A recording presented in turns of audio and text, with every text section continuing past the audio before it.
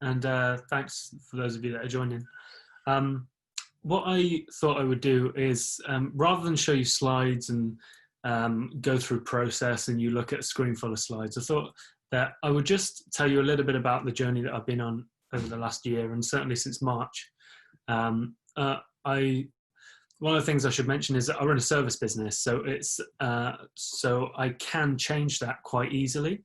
And I do understand that some product-based businesses or otherwise, it's slightly different from them. But I'm hoping that the conversation we have today will lead you down a path to thinking a little bit differently, and maybe thinking about things, additional ways that you can maybe change and pivot your business in the future. So just to introduce myself a little bit, my name is Danny Matthews. I run a creative agency essentially in Cirencester in the UK, but I work with companies all over the world, and I'm really lucky that we have the technology now that allows us to work remotely. The methodologies and the theory and the methodologies that we can use to manage people and connect with people all over the world. So global clients means also a global team. Really what I'm bringing to you today is not just my journey for the last year since I started the creative agency, but also my experience over the last 12 years or so, running businesses in different areas before returning to, well, this, which is really my childhood passion that I ended up coming back to after a long stint in business. So what I want to do is share with you the journey that I've been on. And for some people, it seems strange when I say that the business has changed since the coronavirus pandemic, because it's a service-based business, and there's not a lot that, we're already a remote business. We're already a remote working environment and a remote working team, and essentially people all over the world that we work with. So it seems strange sometimes that I would say that we've pivoted the business even here, but it's an important thing to talk about because of the word pivot and what it means. So what I'd like to do is just talk about that a little bit, and hopefully it brings out what I'm looking to do today. Actually, is not to present to you ideas, but more to start a conversation about things that you could do. I've literally built my career on taking ideas and adding life to them, whether it's through technology or design or branding. So I want to start that conversation today and try and lead you down a path that ends up in you maybe changing part of your business or all of your business to succeed more than you are now, really, in the most simplest sense. So I want to take you all the way back to March. The coronavirus pandemic started, and I had only started the studio, the agency, in August last year, so just past our 1 year mark. And ever since then, I started off as basically a freelance graphic designer, and that may seem a little bit simplistic compared to what I'm doing now and the kind of intro I've just given you, but really that's where I think most businesses start. We start very basic. We usually serve one type of client, or at least we think we do. Maybe one size of company, maybe doing one specific thing. I know for me, I was doing a lot of very niche, small micro business logo work, as well as some infographic work in the very beginning. And then the months went on, and I started to realize different areas of growth and started to move into those areas as well. Things like branding, things like marketing materials, print materials. And then March came and the pandemic came, and I didn't really feel the effects of coronavirus for a number of weeks, really. I think because of the diversity of the clients that we work with and where they are in the world, it gave us a little bit of cushion in terms of the knock-on effect of one business being affected and then the next business being affected. And we were maybe 3 or 4 down the line, especially since we work with software developers and app developers and those kinds of people, where projects were ongoing. The only thing changed really was the budgets, or things being stopped or paused, or those kinds of things.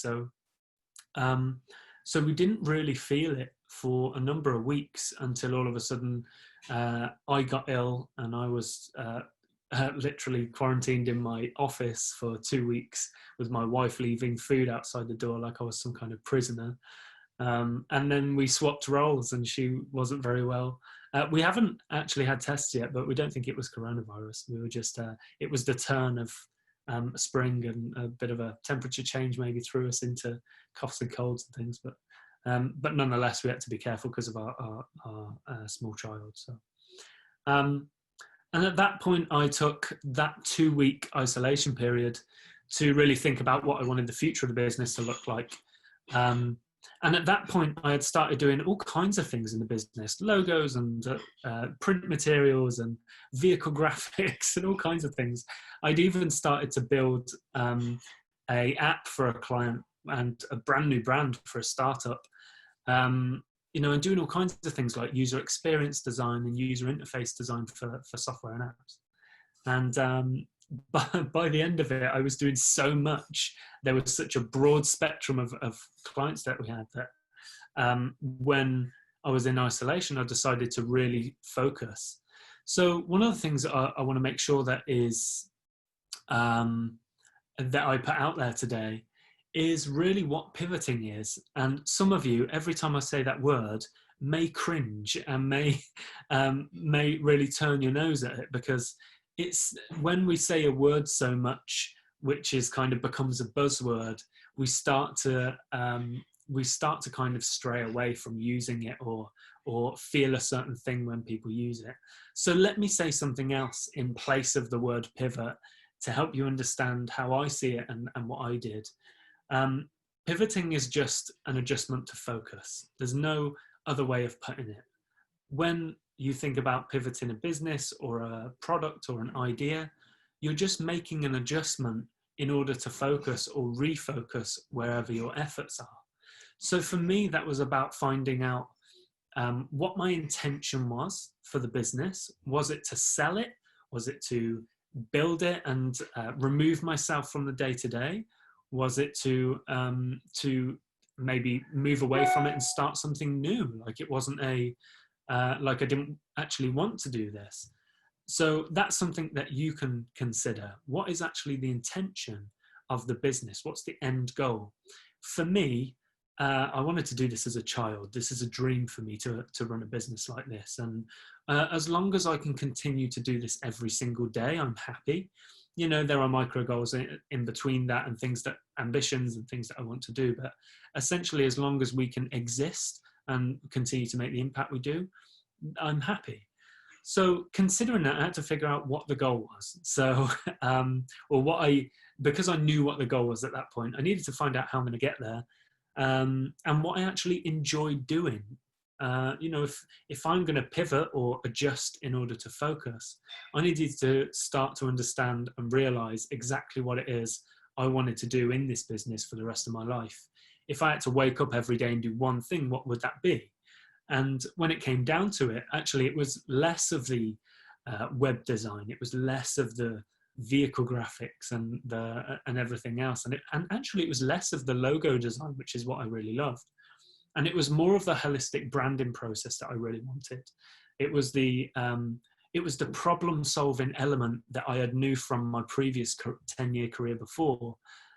It was that urge to make a difference in the world by solving problems that really drew me towards the branding strategy and the identity design elements of the business. So I scrapped everything. I got rid of everything. Even clients that I was currently working with, I made sure that they were looked after and that the projects were finished, but I started to hand things off as if I was transitioning the business, which I was. And I started to build, or started to realize the process that I took every single client through, which, by the way, was completely different every single time. And I started to try and formulate that into a set process that people could go through. And my focus or my idea for this was, instead of having 100 things that I can offer, what is the one thing that I do great that I could offer to one type of client for one price for the next year, for example? And if I did that, what would happen? So when it hit kind of June, July time, I made the switch completely and became a brand consultancy and design agency. Went from 1 to 3, and we're looking to be at 12 people by the end of the year. And that adjustment to focus on that one thing for one person at one price is what has really helped us to sustain growth through that period. And it's been an amazing journey that I'm grateful for David obviously to let me come along and share with you, because like some of you that might be in this room, I have ambitions to grow as much as everyone else, and we all have everything that we need really inside of us to go and do it. We just need to know how, and I must admit I didn't do it alone. I invested heavily in a guy in the US that's became a coach and a consultant for the business and helped me to formulate exactly what that product was going to look like. And it was worth every penny, because it's completely transformed the business. So yeah, I guess that's my journey since March. And one of the biggest takeaways I think from the whole journey is that I kept thinking of this phrase, like business is for life, not just for Christmas, sort of thing, and it kind of is true, But when we think of these micro pockets of time, things like pandemics and economic downturns, it's for now, not forever. And it's really surprising to see how many long-term decisions are being made based on this short-term thing that's happening in the grand scheme of things. So really one thing that I really took away was it's for now, not forever. And anything you need to do in the meantime to focus and to make sure that you have it's really easy for you to communicate what you do, who it's for, why you do it, and the problem that you're solving, the better. So that's what really helped me, and hopefully this goes to help many of you as well. So thank you very much. I'm happy to take questions and have a conversation about your own business specifically, and maybe shoot some ideas around, because the whole purpose of this is really to start that conversation, not for me to prescribe to you what you can do, but to start the conversation and to start those ideas flowing. Thanks, David.